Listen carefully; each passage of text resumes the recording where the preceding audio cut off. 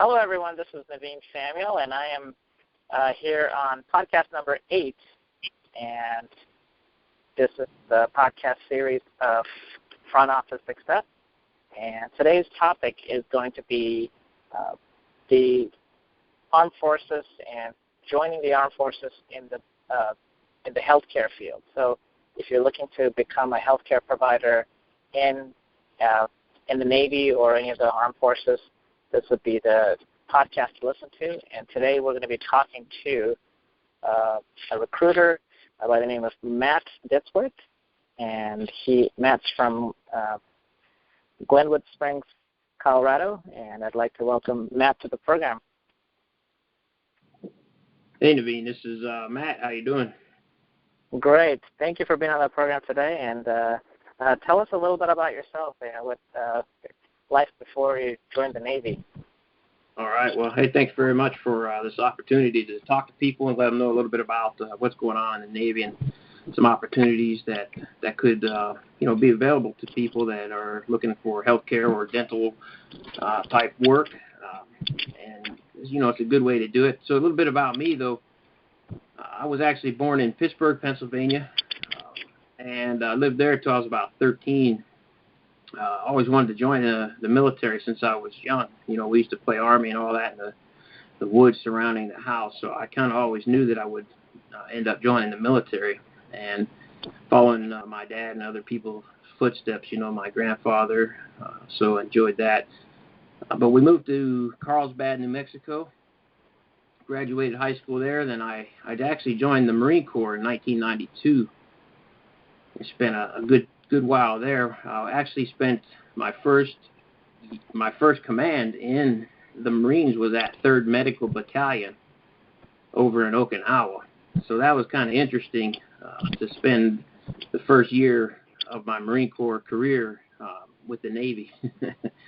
So that gave me a lot of interesting perspective, I guess you could say. So mostly we drove the Humvee there, the ambulances for the Corman, and then provided security for them as they did their important work for everybody.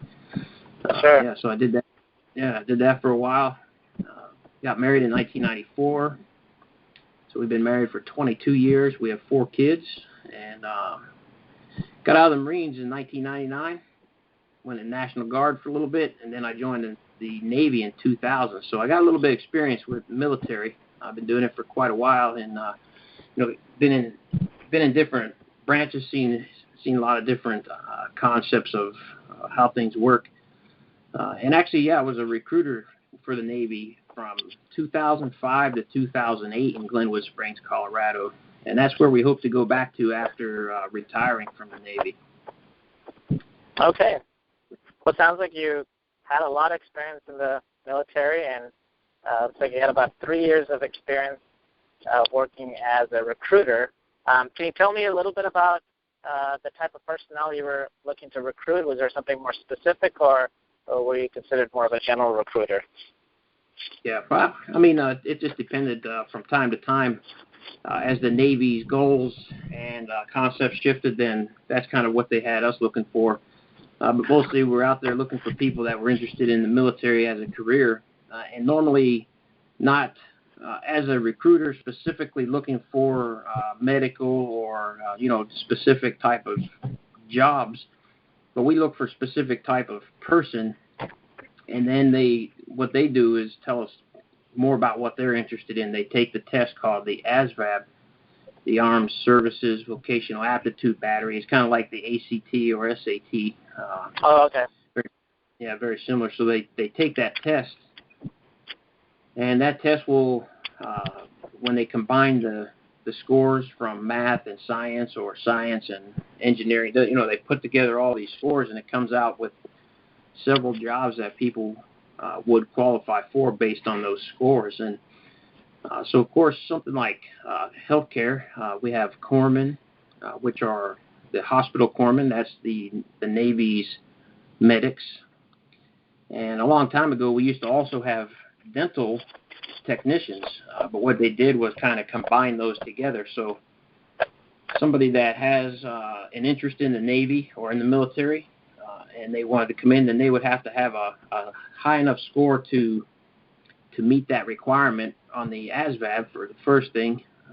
And then they would also have to look at their medical background and find out not so much like their knowledge of medical, but their medical history, I guess you could say. And, how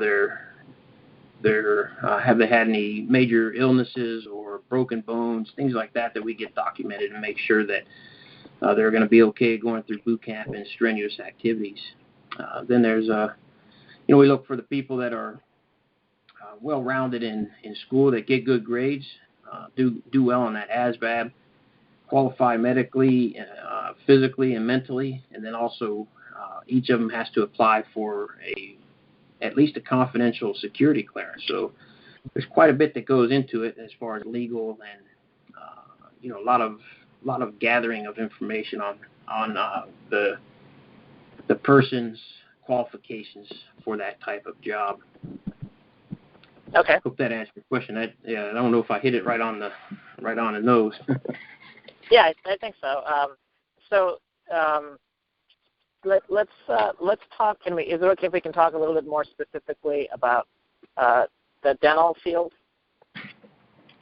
Oh yeah. Yeah. But I remember yeah.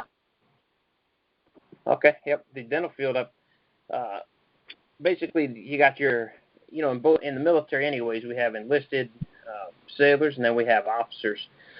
So the main ones that I recruited were the enlisted, and somebody that was interested in the dental field, at the time they could specifically pick that. And like I said, it's a combination now. So basically now if somebody was looking at going enlisted into the Navy to become a dental technician, the route they would follow is join the Navy, and they would pick their job specifically, which would be a hospital corpsman. And then as they're done with boot camp and go on into what's called A school, and that's their initial schooling, all the corpsmen go through the same initial schooling, which is all the basic triage and medical training. I don't know exactly what level. I've heard it's kind of like the basic EMT, not quite the EMT certification level, but kind of the basics of basic triage, basic care, I guess you could say. And then from there, they'll split off and go into their other technical areas, and one of those could be the dental area. Then we have all the others as well, such as X-ray, physical therapy, and any other medical field that you can think of that's in the civilian sector. We also have in the Navy, and that one. Then once into the dental area, then obviously it's broken down into each from a general area down into the specifics of the dental assistant and somebody that's going to handle the records and stuff like that. So it's kind of that pipeline of boot camp, school, and then it's a very tough school too. It's something that they take person's character and their behavior and also their school very seriously. So some people don't make it through that part of the school based on their own character once they get there. Maybe they have trouble listening or paying attention in school, or they have trouble being late, or not being able to handle their alcohol or something, and they go out and get in trouble, and that they don't last in school. Okay. Yeah. I see what you mean. So the people that make it through there and they're out there helping the fleet, they're upstanding citizens. They really had to go through a lot of rigors to get to where they are. So they do a great job. Yeah. Sure. I see what you mean. Well, I mean, it is joining the military. It's not it's not like joining any other specific college that might be a little bit more lenient on the rules. Yeah, exactly. Yeah, well, that's a standard. Like we just hold them to a higher standard, I guess. Yeah. So because they could find themselves, not only working here in the dental clinic right on base, but being a hospital corpsman, they're gonna deploy with Marines. That's their whole purpose on that side of it is to be a Marine medic. There is no medics in the Marines. Marine Corps uses the Navy Corman.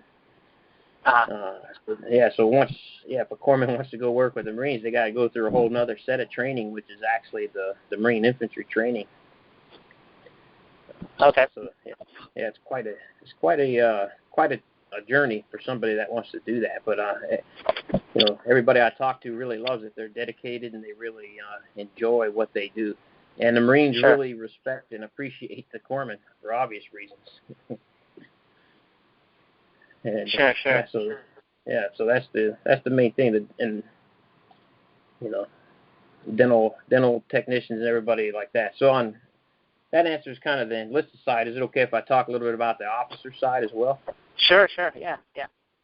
Okay. And so before we get into the officer, I'm sorry, I didn't mean to interrupt you, but before we get into the officer side, can you talk a little bit about how somebody would be, let's say if they were a civilian and they wanted to work if they were a dental assistant or a dental receptionist and they weren't in the military, but they wanted to work in a dental clinic or they wanted to work in one of the dental facilities, how would that happen? Okay.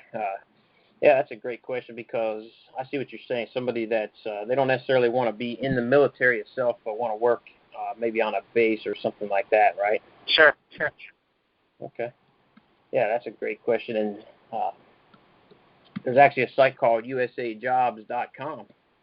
Okay. And there's several ways to look at that. Government jobs or usajobs.gov actually is the federal government job site. So if you go to that site and put in your, it has a keyword section right there, and if you put in, dental or various different dental hygienist or dental assistant. And as I look here right on it right now, I see dental officer, dental, and these would be civilians that would be coming to work as dentists on the base. And then a dental hygienist, dental assistant expanded function. So basically that's your gateway in is through usajobs.gov. And then once you're on there, you set up you set up a profile, and then upload your resume and all your certificates, and then that's how they go through it. So that's probably your best bet is to go through that site right there. Okay. Which lists worldwide. So that would be USA Jobs or usajobs.com or usajobs.gov. .gov. .gov. It's not .com. Correct. usajobs.gov. Okay. Well, thanks for answering that question. If you want to go ahead and continue on with the officer recruiting part. Okay. Yeah. For sure. Yeah. The officer recruiting is a little bit different. If I was at a high school and somebody said that they were interested in becoming a dentist in the Navy or a medical officer, something like that in the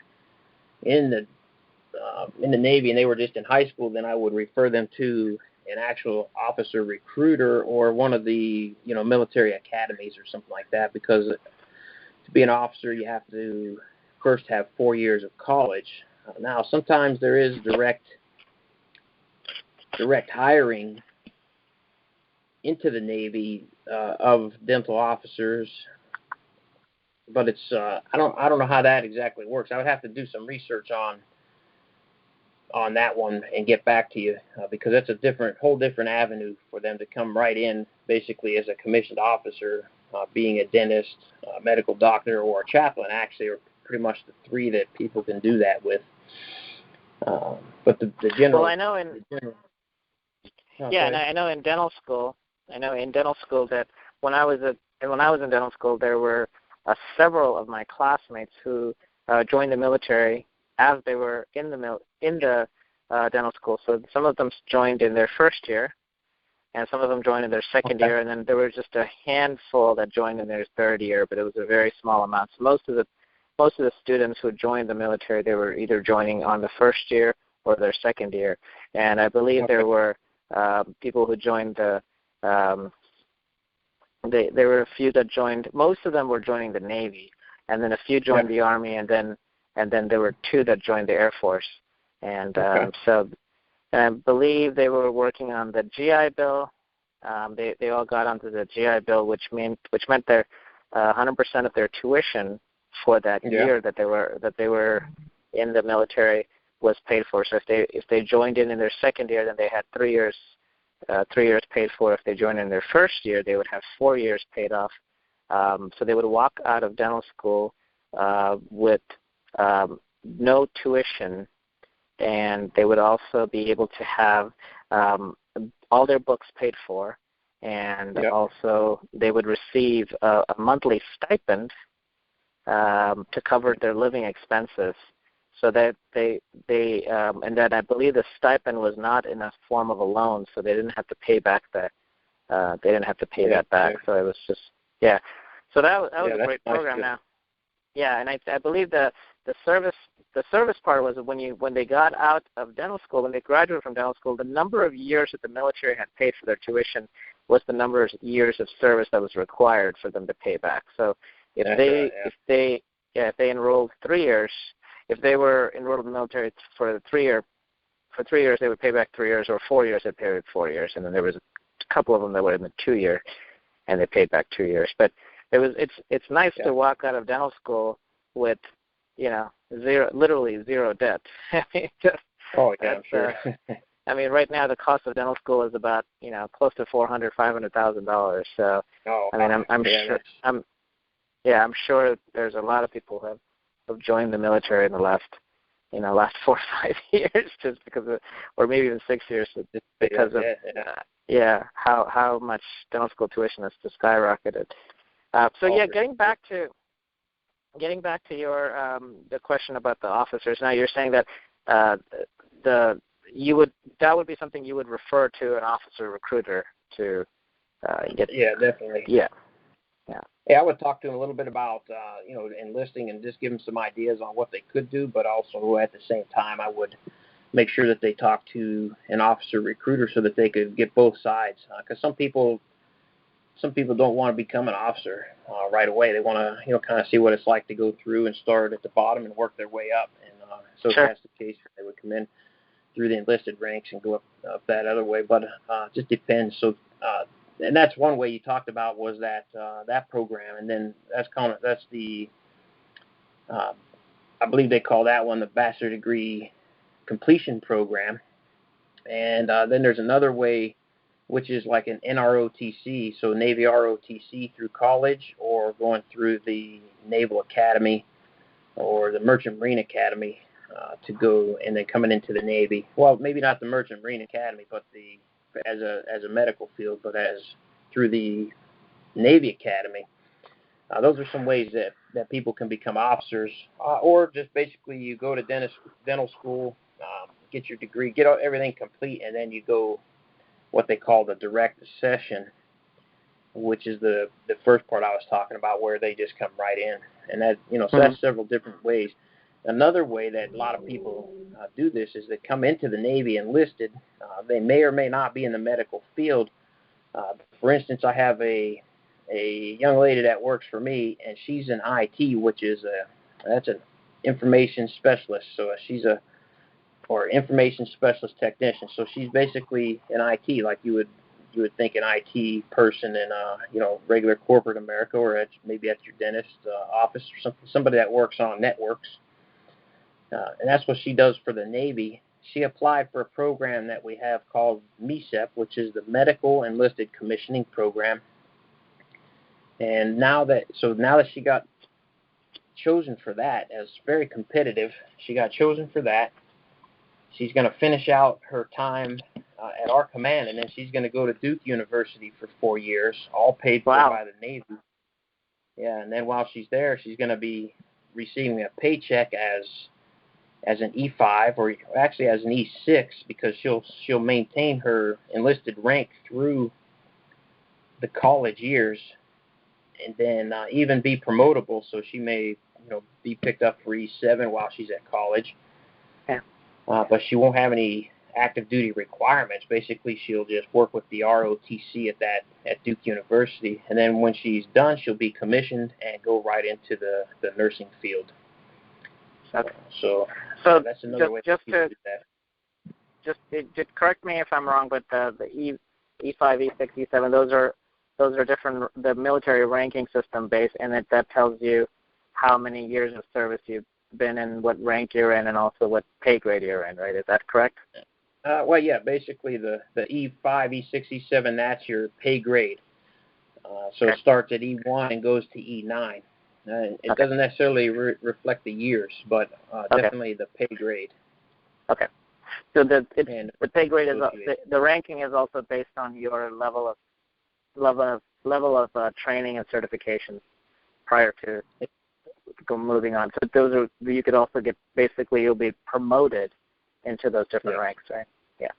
Yeah, everybody will start out as an E1 or E2 or E3 depending on if, basically when you come in, if you have some college or if you hit these other wickets, if you want to call them that, you could be an E3 coming out of boot camp, and then the promotions come in the Navy anyways.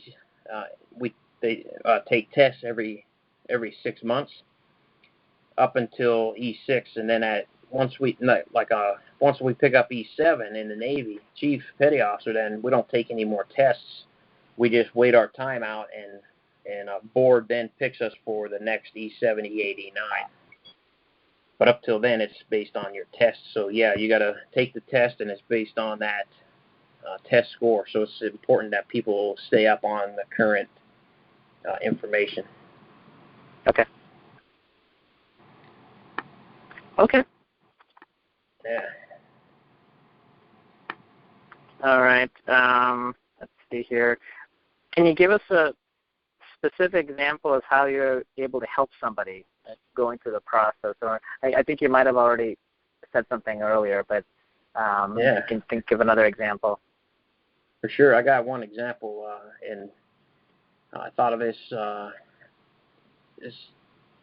girl named Samantha Blia, who is from Rifle, Colorado. She, what happened was basically, as I was looking through people's ASVAB scores, because they could take the test in high school, and as a recruiter, I received all the grades, and I was going through them, and I saw her scores were in the high 90s, so that means she did better, better than 90%, better as well as 90% of her students in her same background, and so I gave her a call just to say hello and see if she was interested in hearing more about the Navy, or if I could talk to her about some career opportunities that her test shows.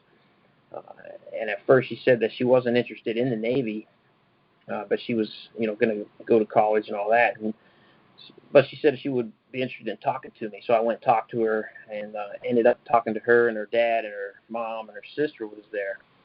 And her dad looked at me and said that he wasn't going to let her join the military unless she went to the Navy Academy. Oh, wow. Yeah, so I said, well, okay. And I showed her we have the nuclear engineering program and other very advanced programs in the Navy, with advanced electronics and stuff. So I basically showed her all those, and I explained to her dad that I could show her these, and she could possibly check this out, and like one of these, she could enlist into these advanced courses and then become a nuclear engineer or something like that, and then later on go to college and complete that. He wasn't happy with that, but he said, again, about the Navy Academy. So what I did was get her in touch with there's some people called the Blue and Gold officers, and they're basically prior Navy Academy graduates that have volunteered their time to work with high school kids and help them through the process of getting into the Navy Academy. So she actually enlisted into the nuclear program, and then got selected to go to the academy. And she went to the academy and all that, never went into the nuclear field, but did go into, she got a degree in mathematics. And then I just emailed her today, actually, and it was talking with her. She's still in the Navy, so she's been in 10 years total now, and she's still really enjoying it. And she just became it's kind of like the IT, except for an officer. It's called IP, for information professional. And so that's what she just became, as a lieutenant, which is an 04, and an information professional in the Navy, and just loving it. So that's one very cool thing that I remember, among other stories. That's awesome. Yeah, it's very great feeling to know that she joined through the academy that way, and is still helping people and leading in the Navy, and getting also what she wants out of it as well. So that makes me feel really good as a recruiter and a person, to know that she's doing that still. So that's great. Well, Matt, we're coming to a close of our podcast today. So if you want, can you share some information on a website or a blog that you have, or do you also have your own podcast as well? I do, yeah. Thanks for asking. And I just got my website put up there, and it's my name, so I'll just spell it out. I'll say it first, and then I'll spell it, but it's mattdittsworth.com, and that's spelled as an MattDittsworth.com. And also, okay. And I'll have that available to the on the YouTube, as well as the podcast recordings. Yeah. Yeah, and I put my podcast on there, and then also you can find them on iTunes as well. Okay. So that's definitely the best way to get in touch with that. And I talk a little bit about different different job opportunities, not the opportunities themselves, but people that work in different fields, and what they do, and how did they get there, and what do they like about it, what they don't like about it, and try and work with military transitioning, and also people that might be transitioning to new jobs, tired of their job now and want something new. Okay. Okay. All right. Well, I will. I'll put that on the. I'll put that on the blog side. On the podcast side, and. It's been a pleasure to talk to you, Matt, today, and I appreciate you joining us, and appreciate your time, and lots of good advice here. And then, if you don't mind, I'll if we can get in contact with you in a couple of months, probably about 3 months from now, we can do a follow-up on some questions that some of our listeners might have. Oh, for sure. Yeah, definitely interested in that. So just give me a call back and let me know. I thank you very much for your time, too. It's been a great pleasure and honor. Thank you. Thank you for service, too. I appreciate it. All right. Yep, you're welcome. Thank you for... All right. Okay, well, that will end this recording for the podcast.